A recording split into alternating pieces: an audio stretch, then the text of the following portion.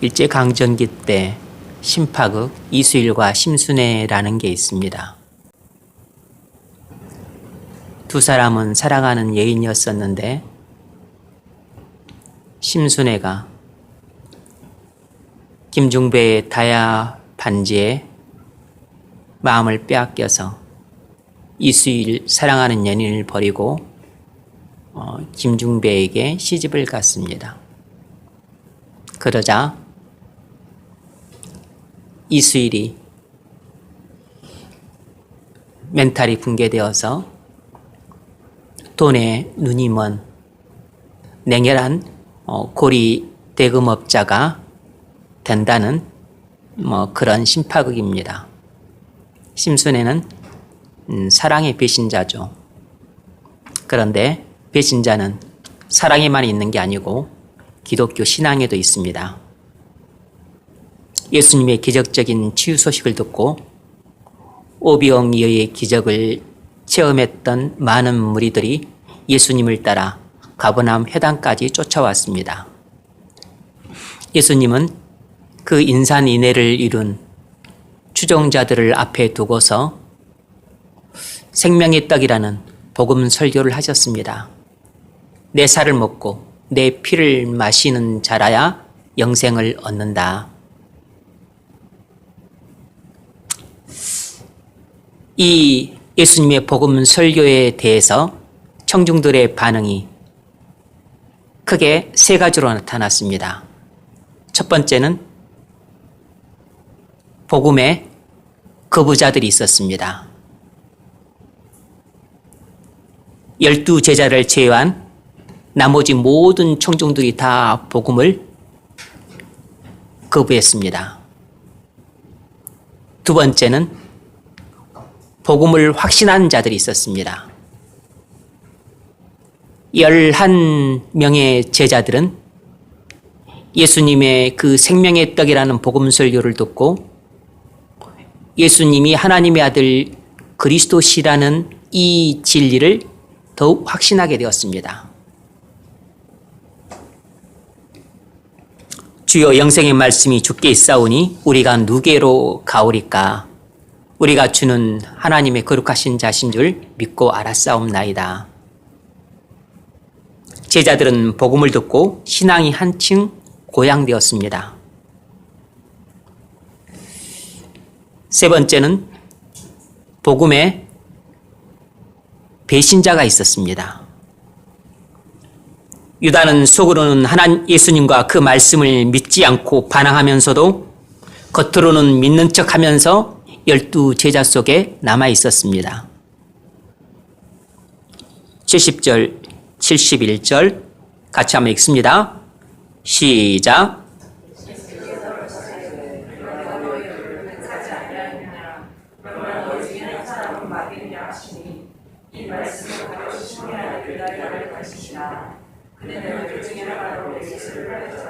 아멘. 오늘은 이 복음의 배신자에 대해서 살펴보겠습니다. 이 본문을 통해서 우리가 뭘 알 수 있을까요? 크게 두 가지를 말을 할 것입니다.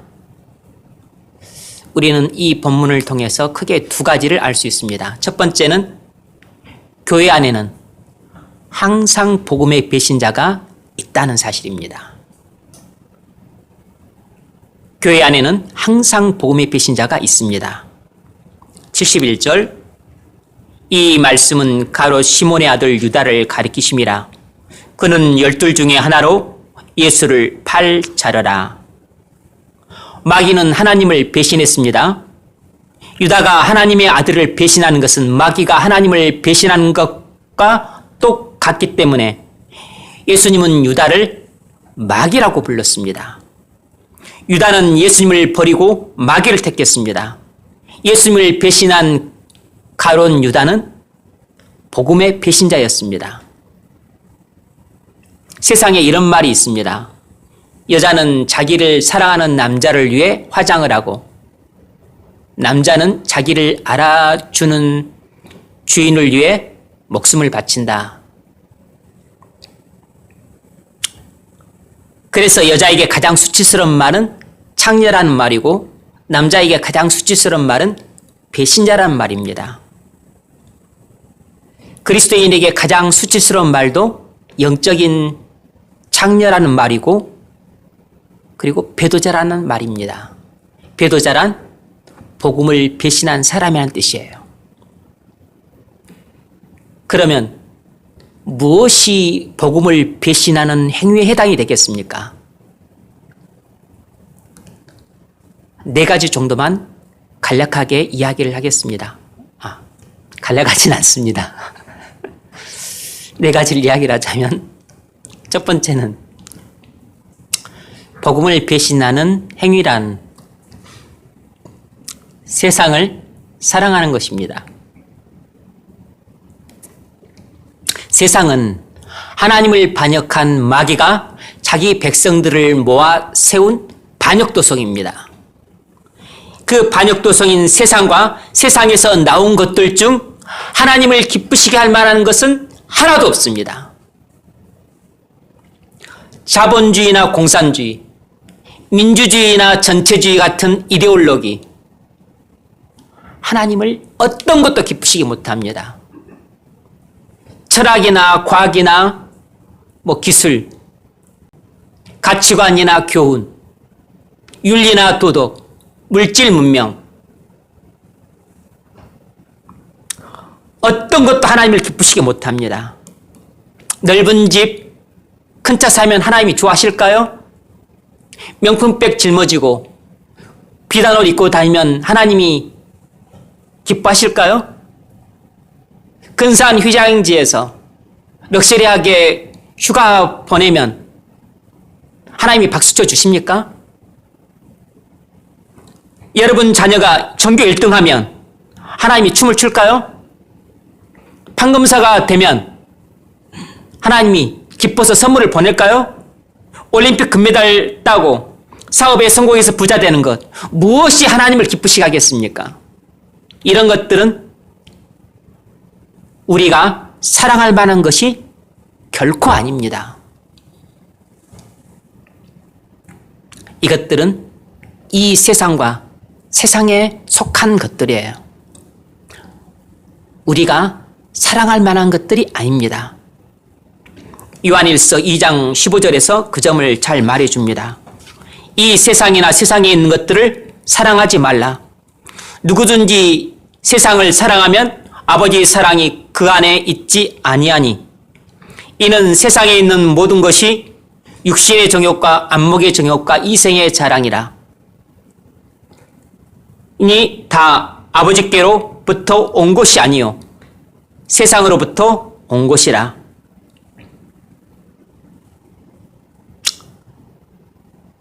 제가 잘 알고 있었던 어떤 형제는 분명히 거듭나서 청년 시절에 아주 훌륭하게 신앙생활을 모범적으로 잘했습니다.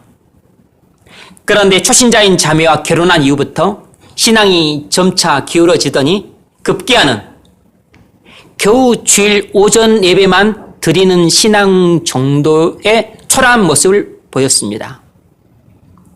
형제는 전문직이라 돈 버는 데만 관심을 썼고 자매는 자녀들을 출세시키는 데만 관심을 가진 세속적인 가정이 되었습니다.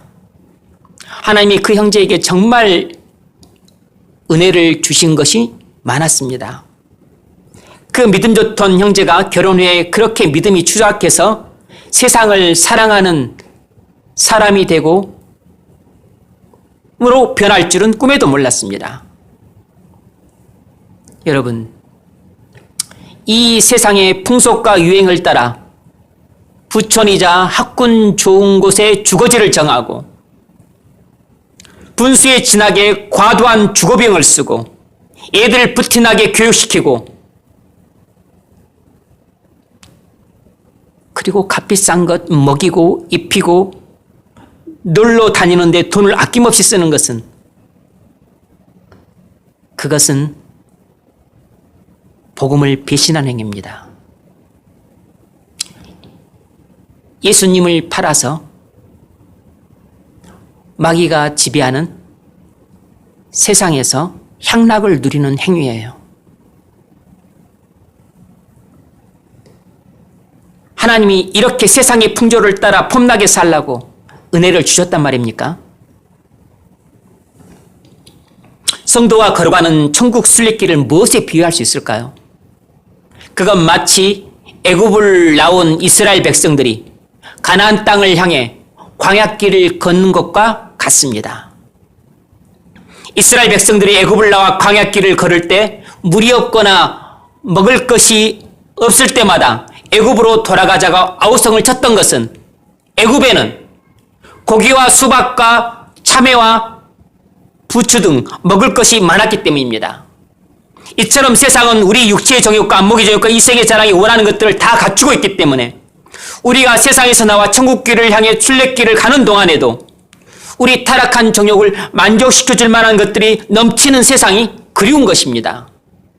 그래서 이스라엘 백성들이 계속해서 애굽으로 돌아가자고 했듯이 우리 타락한 본성도 세상으로 돌아가고 싶어하기 때문에 많은 성도들이 신앙이 약해지면 세상의 유혹을 이기지 못하고 무릎을 꿇는 것입니다. 롯의 아내는 뒤를 돌아본 거로 소금이 되었다 그랬습니다. 이 말이 무엇을 뜻하겠습니까?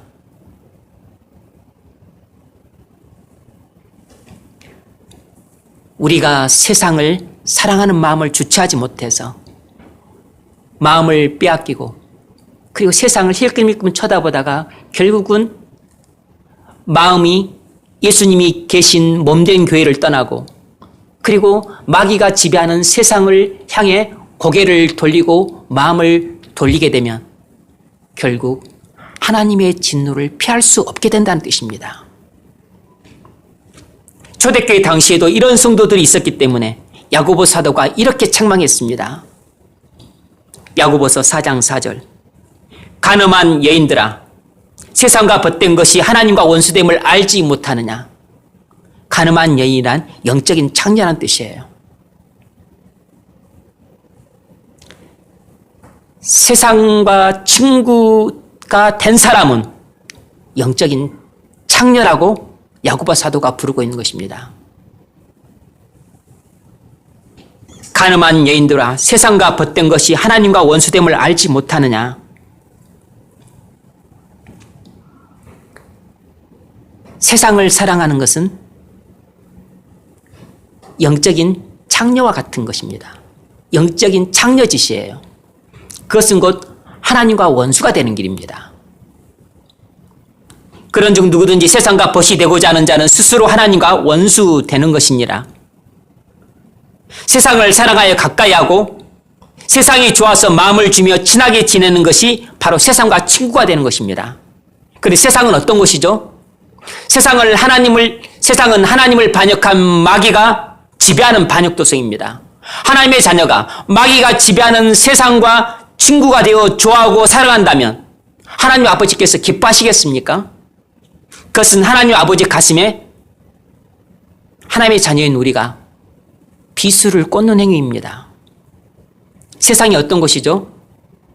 세상은 하나님의 아들이신 예수 그리스도를 십자가 못 박아 죽였습니다.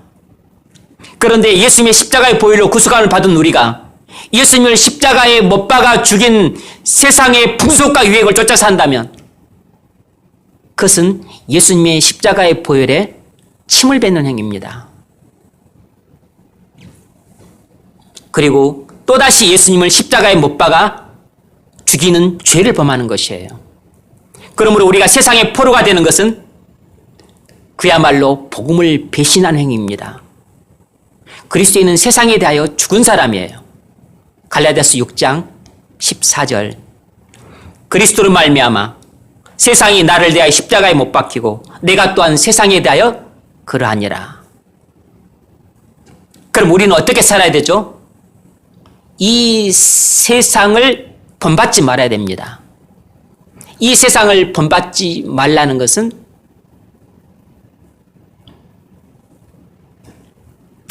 이 세상의 풍속과 유행을 따라 살지 말라는 것이에요. 로마서 12장 2절. 너희는 이 세대를 본받지 말고 오직 마음을 새롭게 함으로 변화를 받아 하나님의 선하시고 기뻐하시고 온전한 뜻이 무엇인지 분별하도록 하라 그랬습니다. 하나님의 선하시고 기뻐하시고 온전하신 뜻이 무엇이죠? 그 앞절에 나온 내가 하나님의 모든 자비하심으로 너희를 권하노니 너희 몸을 하나님이 기뻐하시는 거룩한 산 제물로 드리라. 우리를 향하신 하나님의 선하시고 기뻐하시고 온전하신 뜻은 우리가 하나님에 대한 반역도성인 그 세상을 사랑해서 우리의 마음을 주고 몸을 주는 것이 아니고 그 세상을 미워하는 것입니다. 뿐만 아니라 우리는 우리 몸을 하나님이 기뻐하시는 거룩한 산 제물로 바치는 것이에요.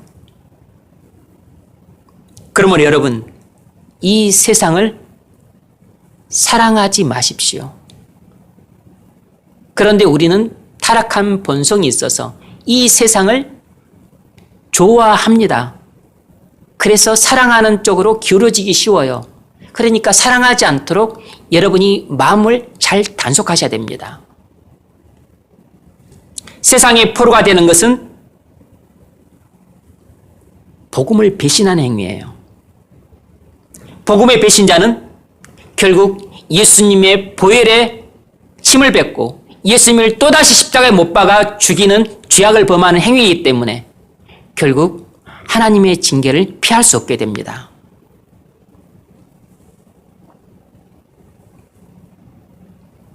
이 세상도 그 정욕도 지나가되 결국 이 세상은 아무리 찬란하고 아름답고 화려하고 대단하고 멋져 보여도 결국 이 세상은 하나님의 심판을 받아 영원히 망할 세상이에요. 이 세상도 지나가되 그리고 우리의 정욕도 지나갑니다. 오직 하나님의 뜻을 행하는 자는 영원히 거하느니라.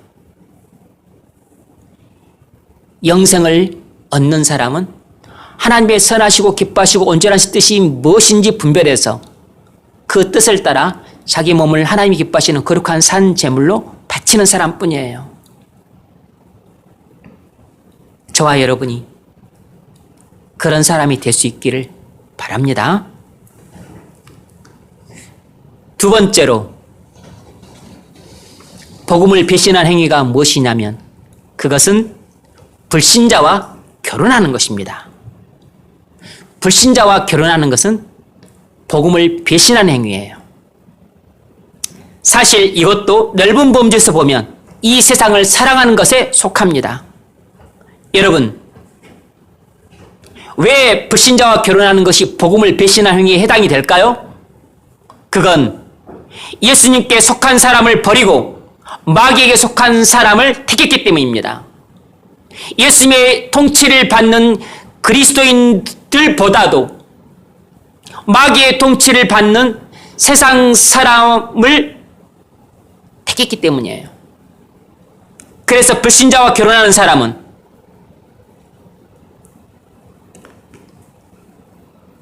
예수님을 버리고 마귀를 택한 사람에 해당이 되는 것입니다. 그래서 불신자와 결혼하는 사람은 복음의 배신자라고 말할 수 있는 것이에요. 여러분, 불신자와 결혼하는 것이 얼마나 참담한지 아십니까? 여러분도 눈이 있으니까 보고 귀가 있으니까 듣겠죠? 저는 그런 사람들 볼 때마다 겉으로는 웃지 않을 수 없어서 웃지만 속으로는 가슴을 칩니다. 대부분 제가 아끼고 사랑하고 소중히 여기는 사람들이에요. 거의 대부분 또 제가 다 기도를 하고 있는 사람들입니다. 어떤 자매는 결혼한 지 10년 정도 됐는데 불신자와 결혼했어요. 남편 겨우 주일 오전 예배 딱 한 번 나가줍니다. 나가줘요. 서비스해 주는 것입니다. 오후 예배 절대 안 드립니다. 목에 칼이 들어도 안 들어와요. 그 자매도 오후 예배를 결혼한 이후로 오후 예배를 드려본 적이 없습니다. 불신자와 결혼하고서 그렇게 살아요. 그렇게 살고 싶습니까? 어떤 자매는 많이 늦게 결혼했는데 남편은 교회 아예 나가지도 않습니다. 자매는 별로 부끄러워하지도 않습니다.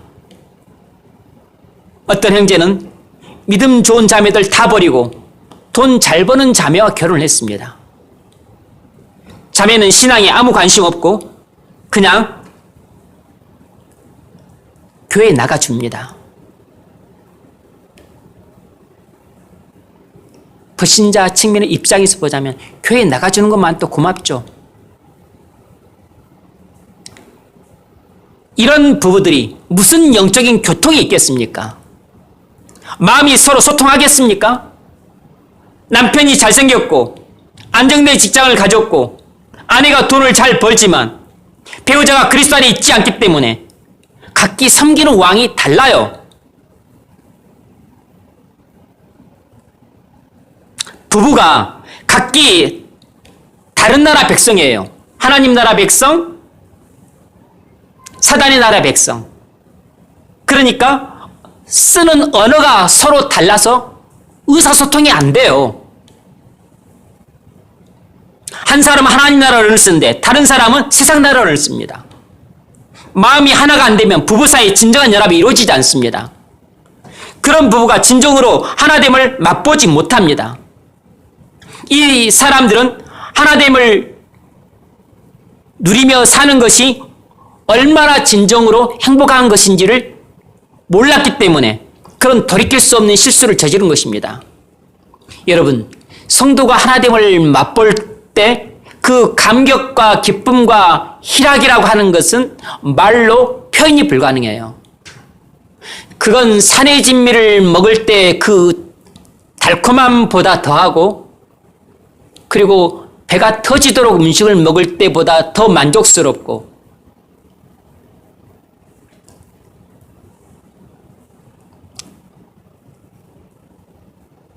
사람들과 어떤 교제를 나누는 것보다도 더 기쁨이 있고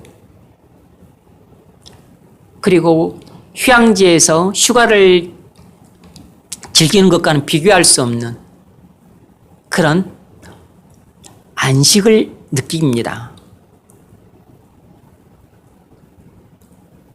그런데 부부가 하나됨을 맛볼 때는 성도들끼리 교제를 통해 하나됨을 맛볼 때보다도 훨씬 더한 기쁨과 감격과 그리고 환희와 만족이 있는 것이에요. 불신자와의 결혼은 그런 부부 사이에 맛볼 수 있는 연합 그리고 하나됨 거의 맛볼 수 없습니다. 그 배우자가 그리스도 안에 들어와서 그리고 그리스도 안에서 부부가 하나가 되기 전까지는 절대 맛볼 수 없어요. 그냥 돈 잘 벌어다 주면 잘 벌어다 주는 것 풍족하게 쓸 수는 있죠. 둘 다 잘 벌면 좋은 데 놀러 갈 수는 있겠죠. 넓은 아파트 사고. 그런 부분에 있어서 그냥 풍족한 물질 생활을 할지 몰라도 그러나 영적으로는 거지 같은 삶을 살게 됩니다. 무엇보다도 불신자와 결혼은 다른 성도들에게 은혜가 안 되고 교회에 덕이 안 돼요. 신랑 대신 그리스도를 버리고 원수된 마귀를 신랑으로 택한 셈이기 때문에 그리스도의 이름을 크게 더럽히는 죄를 범하는 일입니다. 고린도후서 6장 14절 이하에서 바울 사도가 이렇게 말했습니다. 너희는 믿지 않는 자와 멍에를 합기에 매지 말라. 의와 불법이 어찌 함께하며 빛과 어둠이 어찌 사귀며 그리스도와 벨리알이 어찌 조화되며 믿는 자와 믿지 않는 자가 어찌 상관하며 하나님의 성전과 우상이 어찌 일치가 되리요. 모든 상황들이 다 망라가 돼요. 믿는 자와 불신자와 결혼은 의와 불법이라는 것입니다. 빛과 어둠이라는 것이에요. 그리스도와 벨리알이라는 것입니다. 우상이죠. 세상을 말하는 것입니다. 하나님의 성전과 우상이라는 것이에요.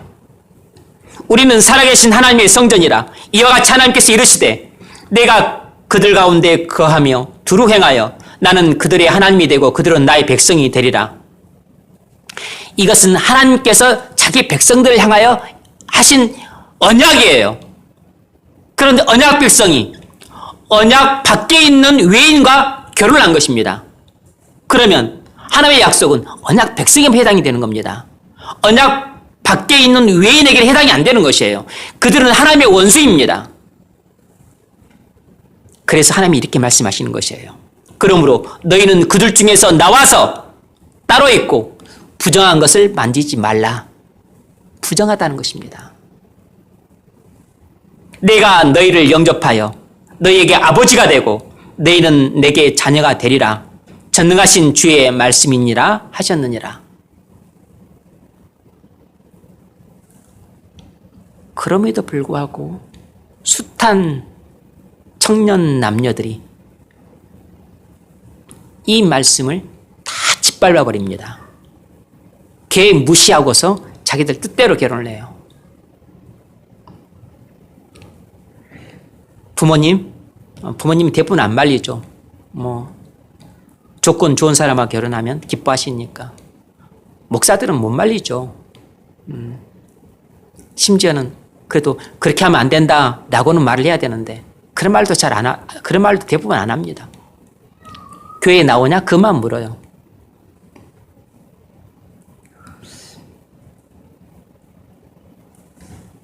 교회를 나오면 용납을 해주는 것입니다. 여러분, 불신자와 결혼하는 것은 예수님을 배신하는 행위예요. 하나님께 반역하는 행위입니다. 그것은 복음을 짓밟는 행위예요. 아무리 외모가 뛰어나도, 아무리 직장이 좋아도, 아무리 집안이 좋아도, 아무리 성품이 좋아도 불신자와는 결혼하지 마십시오. 불신자와 결혼하는 것은 예수님을 팔아서 그 불신 배우자를 사는 행위예요. 여러분은 하나님의 사랑을 저버린 것입니다. 여러분, 두 번 다시 하나님의 사랑을 얻기가 쉽지 않습니다.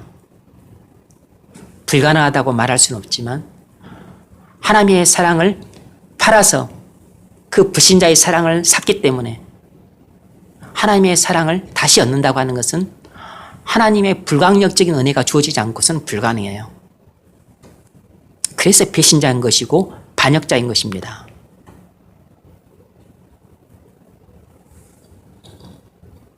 너희는 그들 중에서 나와서 따로 있고 부정한 것을 만지지 말라. 여러분, 결혼은 반드시 믿는 자와 하십시오. 교회에 나왔다고 해서 초신자와 함부로 덤벙대고 하시면 그건 큰 실수하는 것입니다. 가난해도, 외모가 부족해도, 배움이 짧아도, 심지어 직장이 없어도 믿는 자와 결혼하십시오. 내가 너희를 영접하여 너희에게 아버지가 되고 너희는 내게 자녀가 되리라. 전능하신 주의 말씀이니라. 불신자와 결혼하는 것은 섭을 지고 불에 뛰어드는 행위와 같습니다. 불신자와 결혼하는 것은 지옥을 여러분 가정으로 불러들이는 것과 같은 것이에요. 반드시 믿는 자와 결혼하시기를 바랍니다. 세 번째, 복음을 배신하는 행위란 고난 때문에 신앙을 버리는 것이에요. 성도도 고난 당하는 것이 두려워서 신앙이 흔들릴 수 있습니다. 그래서 잠시 의심과 불신에 빠져서 불순종의 길을 걸을 수 있어요.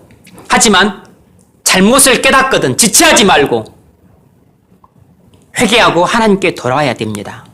베드로는 고난에 대한 두려움 때문에 예수님을 3번이나 부인했습니다. 많은 제자들도 예수님이 십자가에 못 박혀 돌아가시자 다 도망쳤습니다. 마가는 바나바 바울 일행과 1차 전도여행 떠났다가 고생이 너무 심해서 도망쳐 버렸습니다.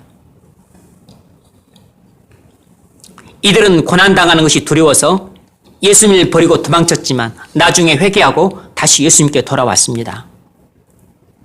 여러분도 믿음 때문에 고생하는 게 싫고 가난하게 사는 게 싫고 손해보는 게 싫어서 믿음을 저버리는 길을 잠시 택했을지라도 하나님 아버지가 부르시거든 지체 말고 돌아오십시오.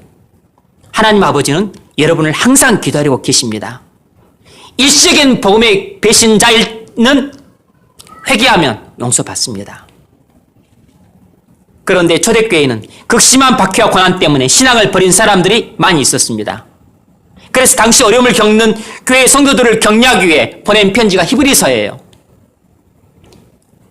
히브리서는 배도자의 말로를 이렇게 경고합니다. 히브리서 6장 4절로 6절. 한 번 빛을 받고 하늘의 은사를 맛보고 성령에 참여한 바 되고 하나님의 선한 말씀과 내세의 능력을 맛보고도 타락한 자들은 무슨 말이냐면 구원의 진리를 분명히 알아요. 그리고 성령의 놀라운 은사도 경험을 했습니다. 하지만 아직 거듭나지는 않았어요. 그리고서 예수 그리스도를 버리고 교회를 떠나 세상으로 간 사람들을 가리키는 것입니다. 배도자들이죠. 그들은 다시 새롭게 하여 회개하게 할 수 없나니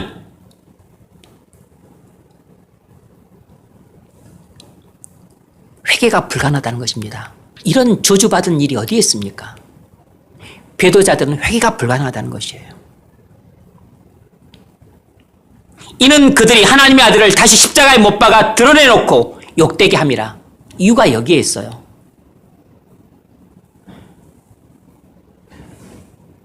예수님이 하나님의 아들이시요 구주이심을 머리로 압니다. 그리고 구원의 진리를 알아요. 그리고 성령의 놀라운 은사까지도 경험을 했어요. 근데 거듭나지 않았습니다. 그래서 타락할 수 있는 것입니다. 그래서 예수님을 버리고 교회를 떠나 세상으로 갈 수 있는 것입니다. 근데 왜 갔냐면 너무 고난이 심해서 너무 박해를 받는 것이 두려워서 예수님을 부인하고 세상으로 간 것이에요. 이런 사람은 2번 다시 회개할 수 없다는 것입니다. 이것이 바로 복음의 배신자들의 말로입니다. 중생하지 못한 채 교회 안에 있다가 환란이 닥쳤을 때 견디지 못하고 결국 세상으로 간 사람들은 세상에 돌아가서 고생하지 않고 좀 편하게 살고 박해받지 않고 조금 즐겁게 한 50년, 100년은 살 수 있지만 그 죽은 뒤에는 히브리서 6장 8절에 그 마지막은 불사름이 되리라 그랬습니다. 이걸 유념해서 봐야 돼요. 지옥에 떨어져서 영원히 불꽃 가운데서 불사름을 당하는 것입니다. 여러분 어떤 일이 있더라도 배교만큼은 하지 마십시오. 히브리서 2장 1절에서 히브리서 기자가 이렇게 고면합니다. 그러므로 우리는 들은 것에 더욱 유념함으로 우리가 흘러 떠내려가지 않도록 함이 마땅하니라. 그 배도자들은 세상의 환난과 박해라고 하는 엄청나게 강한 그 시류에 떠내려가 버렸어요. 왜죠? 믿음의 뿌리가 마음에 깊이 박히지 않았고 소망의 닻이 저 장차 그들에게 나타날 영광에 꽂혀 있지 않았기 때문에 그 세상의 고난과 박해라고 하는 강한 홍수가 닥쳤을 때 그만 떠내려가고 만 것입니다. 여러분은 세상에서 고난이 닥치거나 어려움이 생기거나 또 질병이든 사고든 경제적인 문제든 아니면 또 사랑한 사람과 이별이든 어떤 문제가 생기든지 간에 어떤 이유를 대서라도 여러분 예수님을 버리고 교회를 떠나 세상으로 가지 마십시오. 배교하면 구원의 진리를 알고 그리고 성령의 은사를 맛보고서도 여러분들이 배교를 하게 되면 두 번 다시 회개를 얻을 길이 없습니다. 네 번째로 복음을 배신하는 행위가 뭐냐면 주의를 성수하지 않는 것입니다. 현실적인 자기 이익을 위해서 주의를 지키지 않는 것은 예수님을 배신하는 행위예요. 주일에도 돈 벌겠다고 장사하는 사람도 있습니다. 주일에도 습관적으로 회사에 나가 일하는 사람도 있어요. 주일에도 공부해서 성적 올리겠다고 하는 학생들이 있습니다. 전부 주일 성수하지 않는 사람들로서 예수님을 배신하는 죄를 지을 뿐만 아니라 또 그 죄를 지음으로써 예수님을 십자가에 못 박아 죽이고 있는 사람들이에요. 예수님의 십자가의 보혈의 공로를 헛되게 하는 사람들입니다. 출애굽기 20장 8절에서 하나님이 이렇게 명하셨어요. 안식일을 기억하여 거룩하게 지키라. 엿새 동안은 힘써 내 모든 일을 행할 것이나 일곱째 날은 내 하나님 여호와의 안식일인즉 너나 내 아들이나 내 딸이나 내 남종이나 내 여종이나 내 가축이나 내 문 안에 머무는 객이라도 아무 일도 하지 말라. 이는 엿새 동안에 나 여호와가 하늘과 땅과 바다와 그 가운데 모든 것을 만들고 일곱째 날에 쉬었음이라. 그러므로 나 여호와가 안식일을 복되게 하여 그날을 거룩하게 하였느니라. 주의를 지키지 않는 것은 하나님의 창조 섭리를 어기는 행위이기 때문에 하나님의 말씀을 짓밟는 행위이고 그리고 예수님의 십자가 죽음과 부활을 욕되게 하는 죄를 짓는 것입니다. 자기 즐거움을 위해서 주의를 지키지 않는 사람도 예수님을 배신하는 죄를 짓는 것입니다.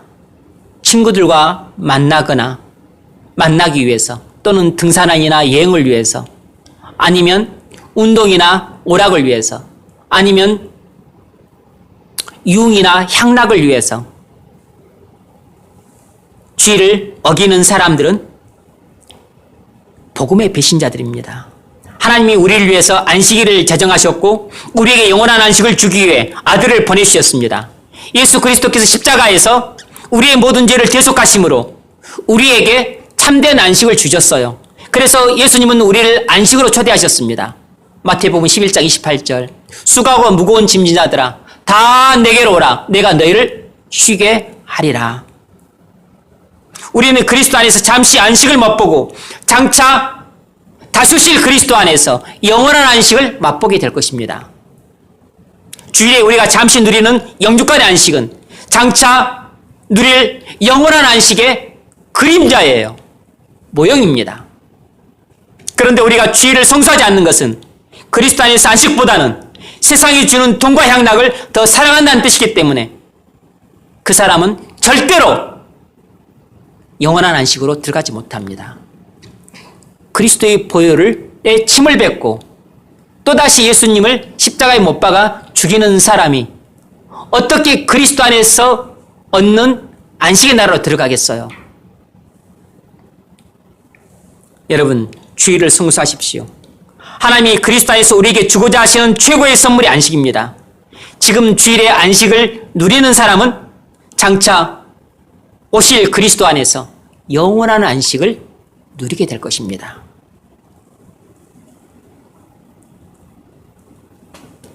큰 두 번째로 오늘 본문에서 우리가 깨달을 수 있는 두 번째는 교회 안에는 항상 복음의 사기꾼이 있다는 것입니다.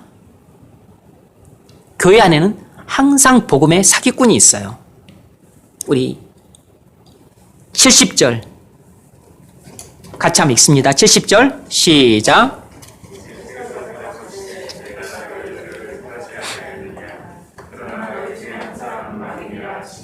아멘. 너희 중에 한 사람은 마귀니라. 이 말은 가룟 유다는 마귀의 종이다라는 뜻입니다. 마귀는 디아블로스라고 말하는데 이것은 거짓 참소자라는 뜻입니다. 예수님은 마귀를 거짓의 아비라고도 말했습니다. 그러니까 마귀는 온갖 거짓말로 속이는 자입니다. 다시 말하면 마귀는 천상천하의 완벽한 사기꾼이에요.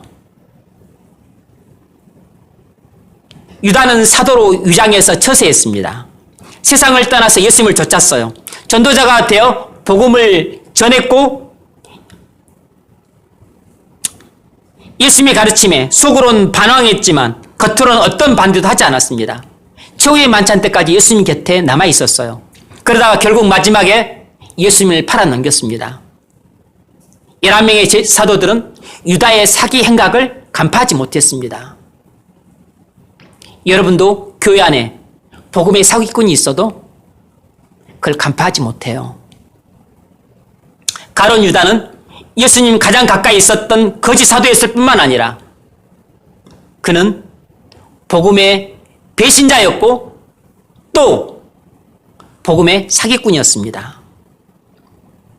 여러분, 이처럼 오늘날 교회 안에도 복음의 사기꾼들이 있다는 사실을 아십니까? 그런 생각 한 번이나 해보셨어요? 오늘날 교회 안에는 복음의 사기꾼들이 어떤 형태로 있을까요? 세 가지 형태를 간단하게 제가 말씀을 드리겠습니다. 첫 번째로 오늘날 교회 안에는 거짓말로 교인들을 속여 자기가 원하는 것을 얻으려는 사람들이 있습니다. 이들이 바로 복음의 사기꾼들이에요. 제가 몇 가지 간단한 사례들을 좀 들겠습니다. 제가 청년 시절 제 모교에 어떤 20대 후반의 청년이 자기가 MBC PD라고 하면서 찾아왔어요. 전혀 PD 같지 않아 보여서 의심쩍어서 경계를 했습니다. 한두 번 나오다가 사라졌어요. 그래서 제가 거짓말하고서 좀 우리가 믿어주지 않으니까 갔구나 했는데 몇 년 뒤에 또 왔습니다. 우체국 직원을 사칭하면서 이번에 또 왔어요. 뭔가를 노리고 찾아온 건데 자기가 몇 년 뒤에 왔다 몰랐어.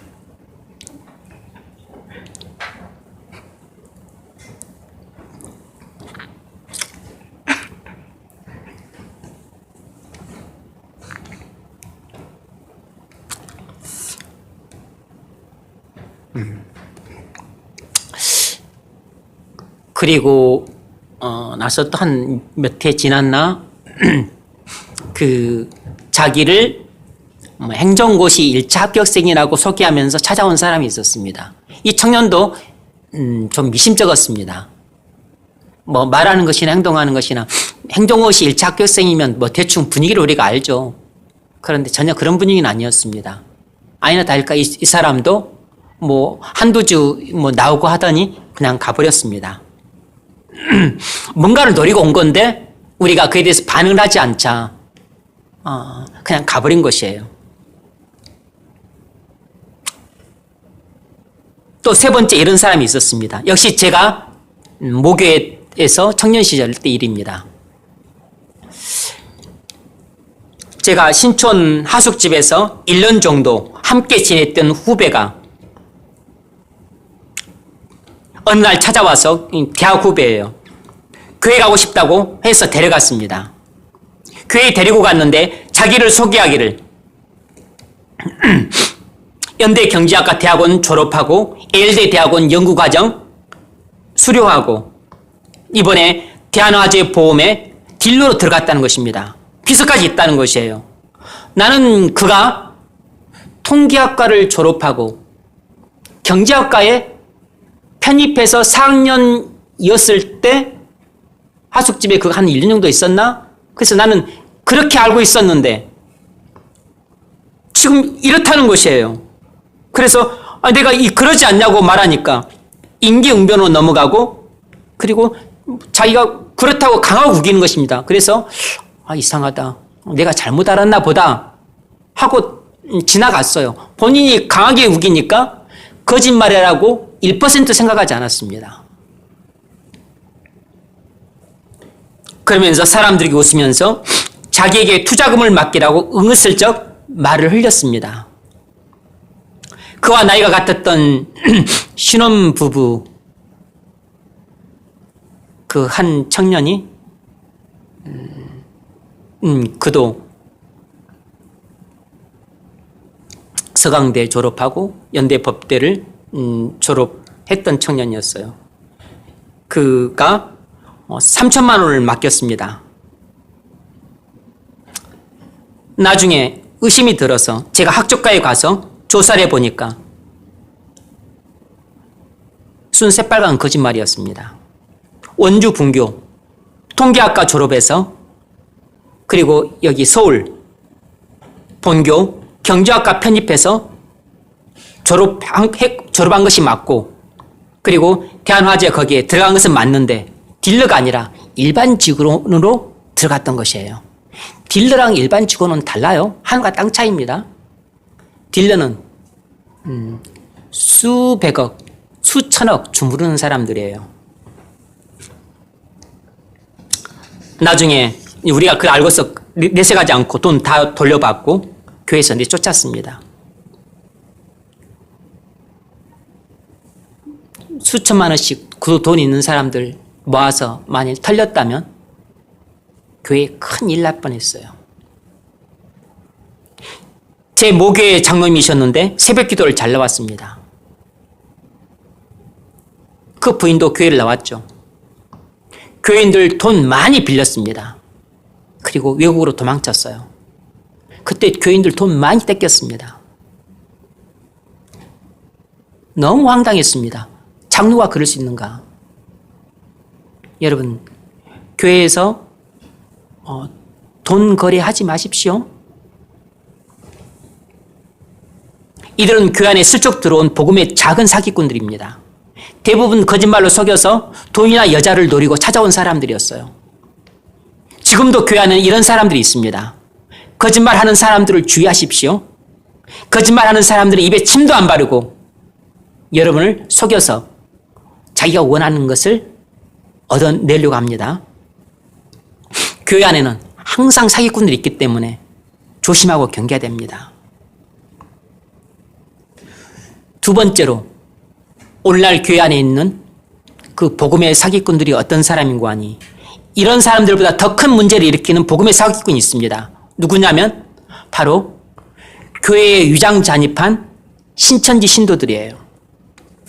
이들은 신자인 양 교회 안에 은근슬쩍 들어와서 온갖 그럴듯한 거짓말로 사람들을 속입니다.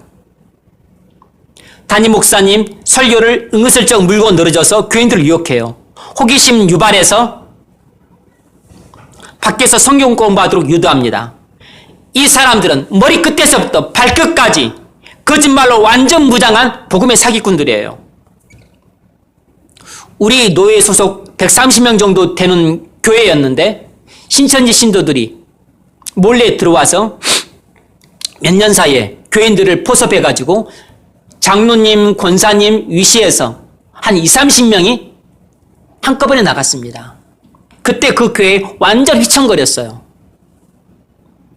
여러분, 신천지 신도들은 양떼를 훔치는 도둑들입니다. 요한복음 10장 10절.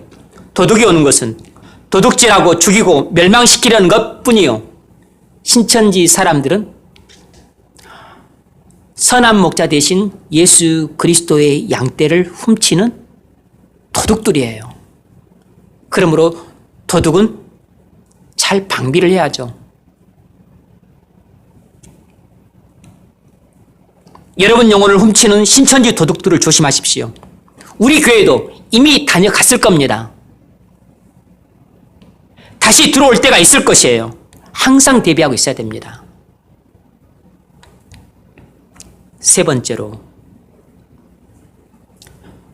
교회 안에서 가장 피해야 될 사람이 누구냐면 교회 안에 있는 최대의 복음의 사기꾼이 누구냐면 그건 바로 싹군 목자들입니다. 교회 안에는 많은 목사들이 있는데 그 중에는 복음의 사기꾼인 목사들이 있습니다. 그들은 싹군 목사들이에요. 많은 목사님들이 훌륭하시지만 목사님들 중에는 복음의 사기꾼들이 있어요. 마치 12사도 중에 가룟 유다 거짓 사도가 있는 것처럼 많은 목사님들 중에는 거짓 목사인 복음의 사기꾼들이 있습니다. 구약시대에는 대표적으로 발람 선지자가 있었습니다. 그는 모압 왕 발락에서 뇌물을 받고 하나님의 백성인 이스라엘을 교묘하게 유혹해서 음란에 빠뜨려 타락시켰습니다. 그는 하나님의 백성들을 팔아넘겨서 돈을 챙긴 사기꾼이었어요. 신약시대에는 유대의 종교 지도자들이 복음의 사기꾼이었습니다. 예수님은 그들을 싹군 목자라고 불렀어요. 그래서 요한복음 10장 12절에서 싹군 목자라는 말이 나오는데 바로 당시 유대의 종교 지도자들을 가리키는 말이었던 겁니다. 싹군은 목자가 아니요, 양도 재앙이 아니라 이리가 오는 것을 보면 양을 버리고 달아나나니 이리가 양을 물어가고 또 해치느니라. 달아나는 것은 그가 싹군인 까닭에 양을 돌보지 아니함이니. 유대 사회에서 실제로 싹군 목자가 있었습니다. 그러니까 돈을 받고서 하루 양떼를 돌봐주는 목자들이 있었다고. 그 사람들을 싹군 목자라고 불렀던 겁니다. 그런데 늑대가 와서 양을 잡아먹을 때 그들이 목숨을 걸고 늑대로부터 양떼를 지키겠냐고, 곰이 와서, 사자가 와서 잡아먹을 때 그들이 지팡이 들고 가서 쫓아내서 곰으로부터, 사자의 발톱으로부터, 양의 아가리로부터 양떼를 지키겠냐고. 아닙니다. 그들은 출행랑을 쳐버려요. 왜냐하면 양떼의 주인이 아니잖아요. 목숨을 걸 필요가 없는 것입니다. 근데 하루 싹 받고 내가 일하는데 하루 싹 안 받으면 됐지. 도망쳐버리는 것입니다. 그런 사람을 말하는 것이에요.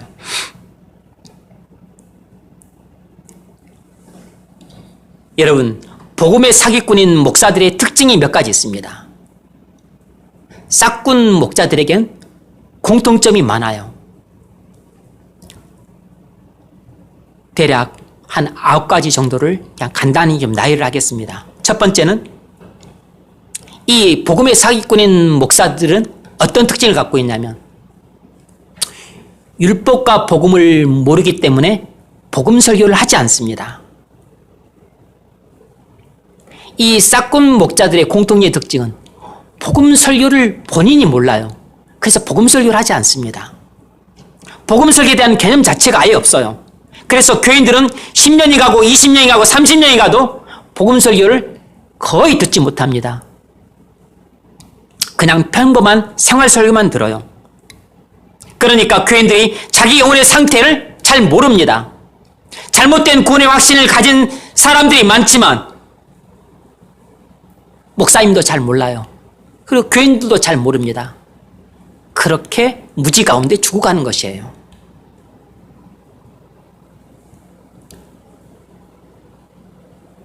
교회 안에 회심의 역사도 없습니다. 그냥 형식적인 종교생활만 하는 것입니다. 두 번째 특징은 목사님이 영혼 구원에 관심이 없습니다. 교회의 외적인 성장에만 관심이 엄청 많고 한 영혼의 구원에 대해서는 관심이 없습니다. 그래서 한 영혼을 구원하기 위해서 복음을 전하고 진리를 가르치고 기도하는 것의 소중함을 잘 몰라요. 그런 수고도 하지 않습니다. 한 영혼을 구원하기 위해서는 말씀을 묵상하고 연구하고 그리고 신실하게 준비를 해서 그래서 잘 차려진 식탁의 음식이 자식들의 살을 찌우고 키를 크게 하는 것처럼 그렇게 준비된 영적인 식탁에 올라온 음식들을 양떼가 먹을 때 양이 기름지고 살찌고 윤택해지는데 그런 수고를 하지 않습니다. 그럼 그들은 어떻게 설교를 준비할까요? 전부 그런 건 아니지만 심심치 않게 많은 목사님들은 설교를 우편으로 받습니다. 설교를 준비해주는 그런 기관들이 많이 있기 때문에 우편으로 받아요. 그래서 그냥 받아서 설교하는 것입니다. 조금 손질 보고 조금 좀 맞춰서.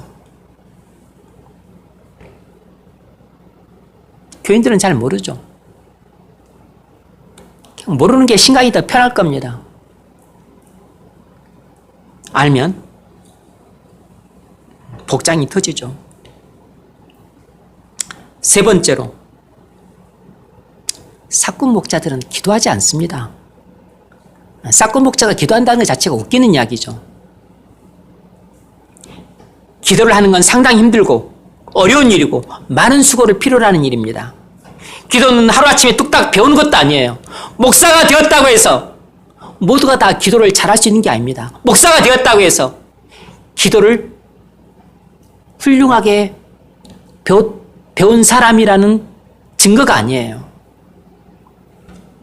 오랜 시간 동안 많은 수고와 땀방울과 공력이 쌓여야 몸에 체득이 되는 경건수단입니다. 선한 목자들은 낙타 무릎을 갖지만 싹군 목자들은 기름진 배와 무릎을 꿇을 수조차도 없는 살찐 허벅지를 가져요. 복음의 사기꾼들은 기도하지 않습니다. 복음의 사기꾼들은 놀러 다니기 바빠요. 먹으러 다니기 바쁩니다. 여행 다니기 바빠요.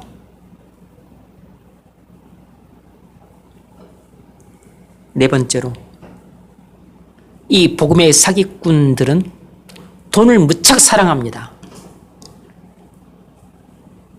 돈을 싫어하는 사람이 어디 있겠습니까? 사람은 본능적으로 모두 돈을 좋아합니다. 그러나 돈을 사랑하면 안 됩니다. 본능적으로 좋아하는 것은 어쩔 수 없지만 그러나 돈을 사랑해서는 안 돼요. 사랑은 본능이 아니에요. 디모데전서 6장 10절 돈을 사랑함이 일만하게 뿌리가 되나니 이것을 탐내는 자들은 미혹을 받아 믿음에서 떠나 많은 근심으로써 자기를 찔렀도다. 오직 너 하나님의 사람아, 디모데를 가리키는 거죠. 이것들을 피하고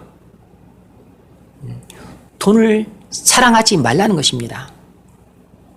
의와 경건과 믿음과 사랑과 인내와 온유를 따르며 믿음의 선한 싸움을 싸우라. 영생을 취하라. 이를 위하여 내가 부르심을 받았고 많은 증인 앞에서 선한 증언을 하였도다. 바울은 영적인 아들 디모데에게 돈을 절대로 사랑하지 말라고 주의를 주고 신신당부하고 있어요. 복음의 사기꾼들은 특히 돈을 사랑해서 엄청 집착합니다. 심지어 헌금에 손을 대는 목사들도 있습니다. 크고 넓은 집에 살려고 안달을 하고 자기 가족들의 편익을 취하는 데 급급하고 틈만 나면 핑계를 대고 해외여행을 가려고 합니다. 자기는 교회 돈 낭비하면서 부서에서나 주일학교에서 교회 재정 쓸 때는 엄청 인색하게 합니다. 주일학교에 돈을 안 써요.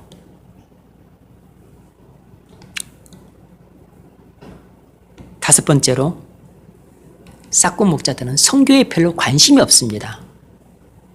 선교에 돈 쓰는 것을 낭비라고 생각을 해요. 선교에 돈 쓰는 것은 교인이 느는 것도 아니고 교회가 성장하는 것도 아니고 교회의 유익이 전혀 안 된다고 생각을 해요. 하나님 나라의 확장에 별로 관심이 없기 때문에 자연히 선교에 관심이 없습니다. 그래서 교회가 진정성 있게 선교를 하는데 집중하지 않아요. 물론 선교하는 흉내는 내야죠.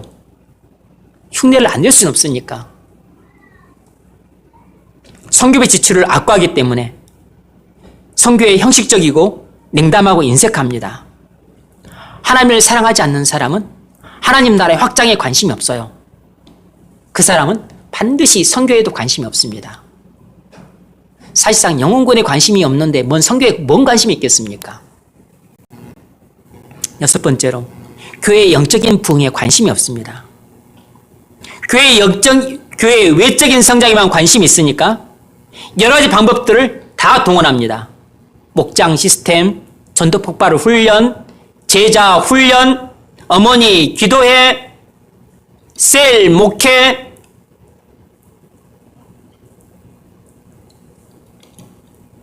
대부분 영두삼위로 끝납니다. 그러니까 교인들도 목사님을 신뢰하지 않아요. 2, 3년 하다가 말겠지 그렇게 생각합니다.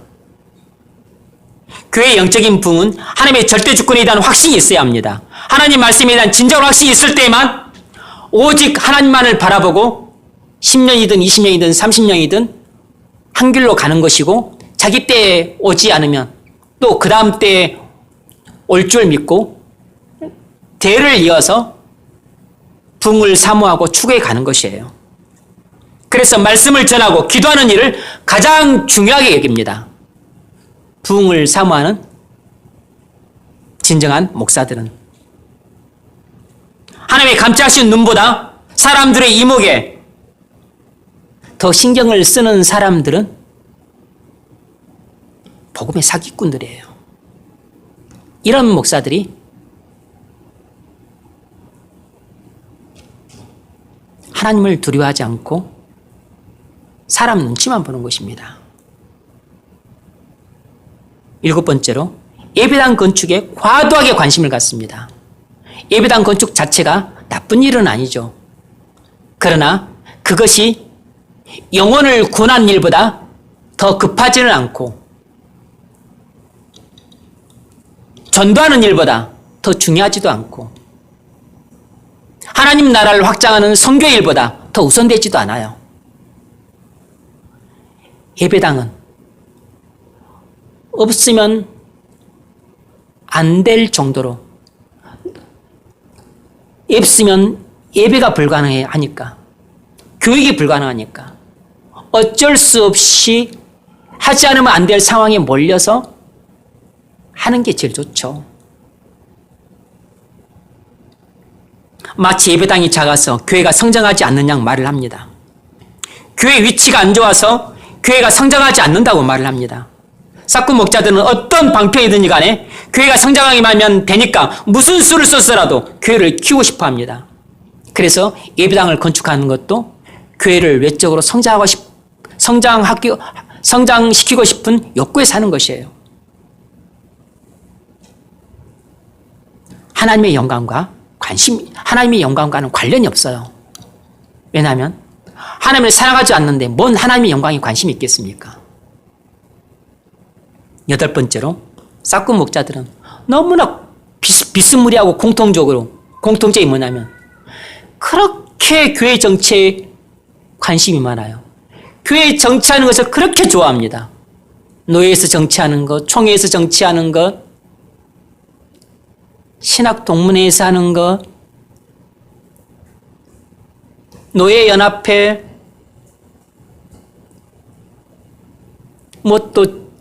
또 지방, 또 연합회,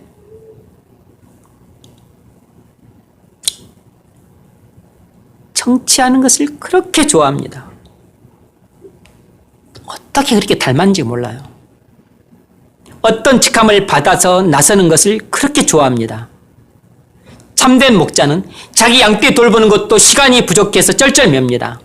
말씀 준비하는 시간도 부족하고, 기도하는 시간도 부족하고, 신방하는 시간도 부족하고, 교회 행정하는 시간도 부족하다고 여기니까 다른 데 신경 쓸 시간이 없습니다.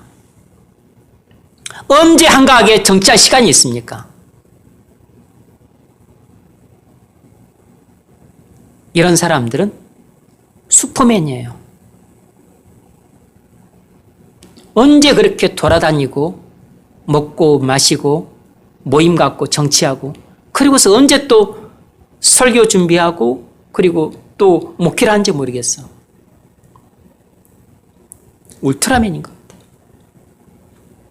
같아. 9번째는 거짓말을 잘합니다. 거짓말을 잘해서 사람들을 속여요. 입에 침도 안 바르고 거짓말을 밥 먹듯이 하는 목사들이 있습니다. 앞에서 말과 뒤에서 하는 말이 달라요. 석 달 전 말과 그리고 오늘 말이 다릅니다. 거짓말을 하는 목사라면 믿지 마십시오. 그는 복음의 사기꾼일 가능성이 대단히 높고 여러분을 반드시 속일 겁니다. 이런 사람은 하나님을 경외하지 않기 때문에 아무것도 무서워하지 않아요. 여러분, 이런 성향을 가진 사람들은 싹군 목자가 틀림없습니다. 싹군 목자들은 복음의 사기꾼들이에요. 그들은 양떼를 돈을 받고 잠깐 돌보는 사람들에 불과합니다. 자기 양떼가 아니기 때문에 절대로 자기 목숨을 바치지 않아요. 자기 양떼를 소중히 여기지 않습니다. 자기 양떼를 지키기 위해서 자기 목숨을 바치겠다는 결의를 절대 하지 않아요.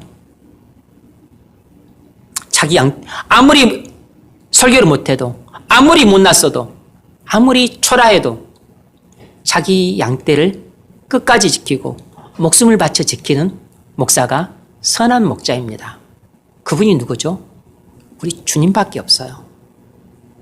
우리 주님은 우리를 위해서 하늘에서 이 땅에 내려오시고 모든 영광과 존귀와 찬송을 버리고 낮고 천한 이 땅에 내려오시고, 그리고 하나님이 사람이 되셨어요. 뿐만 아니라 우리에게 생명을 주시기 위해서 우리의 모든 죄를 대신 지시고 십자가에서 못 박아 죽임을 당했습니다. 그리고 우리 대신 억울한 누명을 썼어요. 그리고 우리를 의롭다 하기 위해 다시 살아나셨고 승천하셨고, 그리고 우리를 모든 죄와 사망에서 구원하기 위해 다시 오실 것입니다. 그래서 지금도 우리는 믿음으로 그리스도 안에서 푸른 초장과 쉴만한 물가로 가서 배부름과 해가람을 얻지만, 그때는 우리 영혼뿐만 아니라 그때는 우리 영혼과 육체, 우리 몸 전체가 그리스도로 말미암아 완성될 그 하나님 나라에서 그 젖과 꿀이 흐르는 완벽한 하나님 나라에서 아무런 부족함 없이 모든 것이 충만하게 공급된 상태에서 우리는 완전한 만족을 얻는 삶을 살게 될 겁니다. 말씀을 맺겠습니다. 여러분, 복음의 배신자가 되지 마십시오. 대신에 복음에 충성된 증인이 되셔야 됩니다. 두 번째로, 여러분, 교회 안에는 반드시 복음의 사기꾼이 있습니다. 복음의 사기꾼들에게 속지 마십시오. 반드시 영적으로 깨어서 항상 준비하고 있어야 됩니다. 누가 복음의 사기꾼인지 우리는 정확하게 눈으로 간파할 수 없어요. 그러나 복음의 사기꾼들이 있기 때문에 이득을 취하려는 자들, 신천지 집단들, 그리고 싹군 목자들이 있기 때문에 그들로부터, 그들은 도둑놈들이고 그들은 사기꾼들이고, 그리고 그들은 여러분을 속여서 자기 이득을 취하려고 하는 사람들입니다.